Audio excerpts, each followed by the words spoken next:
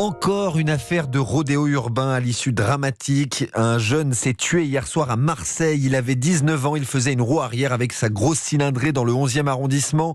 La nouvelle choque et fait réagir la préfecture de police de Marseille ce soir, Stéphane Burgat. Oui, exactement. Frédéric Camieri qui déplore une spirale meurtrière qui a donc abouti à ce drame.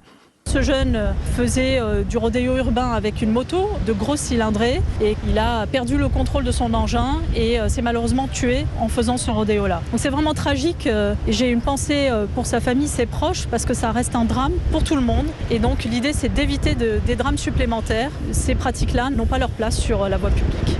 La préfète de police des Bouches-du-Rhône qui fait un premier bilan du renforcement de ces opérations anti-rodéo annoncées par Gérald Darmanin.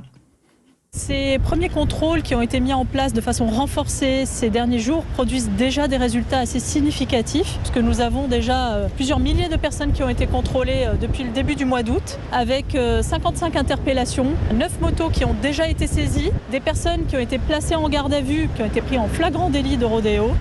Et on le comprend bien, Raphaël, Marseille n'est pas épargnée par le phénomène.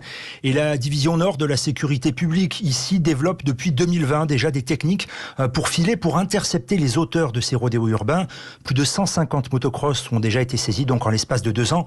Une expertise qui devrait bénéficier à tous les autres commissariats de la ville. Merci Stéphane Burgat, correspondant d'Europe 1 à Marseille. Marseille où hier, un jeune de 22 ans a été condamné à 2 ans de prison pour des rodéos urbains, mais aussi pour en avoir fait la promotion sur les réseaux sociaux.